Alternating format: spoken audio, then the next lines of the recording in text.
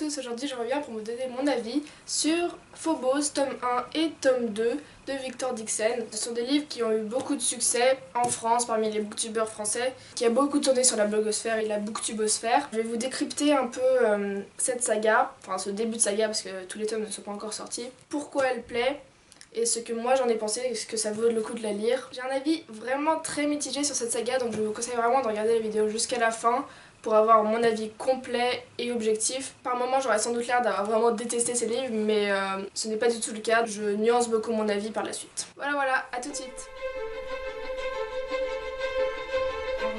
Je vais vous raconter l'histoire de Phobos, tome 1. Donc c'est une histoire qui se passe dans le futur. Une grande multinationale qui a racheté la NASA vont organiser le premier voyage sur Mars. Et c'est un aller sans retour. Ils vont en fait sélectionner 12 jeunes, 6 filles et 6 garçons, qui vont passer 5 mois dans un vaisseau à destination de Mars. Et pendant ces 5 mois, en fait, il va y avoir des séances de speed dating qui seront organisées. Et le but, c'est qu'à la fin du voyage, ils aient tous trouvé leur compagnon et qu'ils se marient pour pouvoir sur Mars fonder une nouvelle civilisation, avoir des enfants, etc. Donc c'est vraiment un projet énorme qui s'appelle le programme Genesis. Ils vont filmer la vie de tous ces prétendants sur la chaîne Genesis 24 heures sur 24. Ensuite donc Léonore, qui est une orpheline de 18 ans et qui a été sélectionnée pour participer à ce programme. Elle ne sait pas trop quoi en penser, elle ne recherche pas vraiment l'amour. Elle avait juste envie de quitter son foyer et sa vie assez nulle. Je vous en dis pas plus et je vous donne mon avis sur le premier tome. J'ai vraiment beaucoup aimé le premier tome de Phobos. Je l'ai trouvé incroyablement prenant, original, futuriste et pourtant réaliste. J'ai vraiment aimé le personnage de Léonore qui est très original, débrouillarde et indépendante. Elle a des idées propres qui la démarquent du reste des personnages et elle n'hésite pas à les dire tout haut. J'ai trouvé que les parallèles avec la Terre étaient vraiment très intéressants, avec ce système de chant contre chant qui est vraiment très original et très bien mené. Donc voilà, en fait, les différents chapitres se présentent comme ça.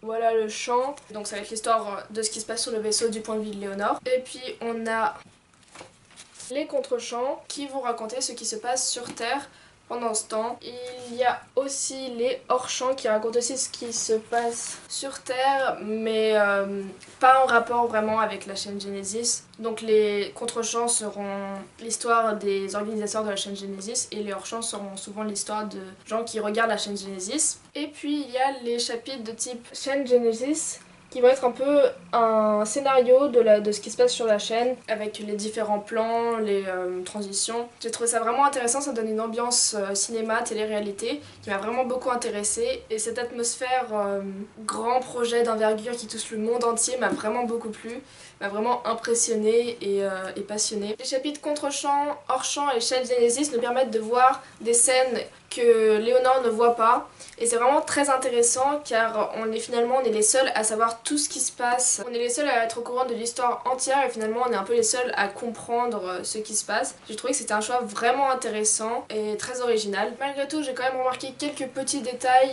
Par exemple, dans les contre-champs, ils n'étaient pas intégrés de façon très naturelle, on voyait bien qu'ils avaient été mis à ce moment-là exprès pour qu'on comprenne quelque chose, pour qu'on comprenne l'intrigue. J'ai du mal à expliquer, mais même si c'était assez vital pour faire avancer l'intrigue, j'ai quand même trouvé que ça aurait pu être plus subtil et moins voyant. Ensuite, beaucoup de personnages ne sont pas assez creusés ou bien sont stéréotypés, même si chacune se dévoile finalement peu à peu.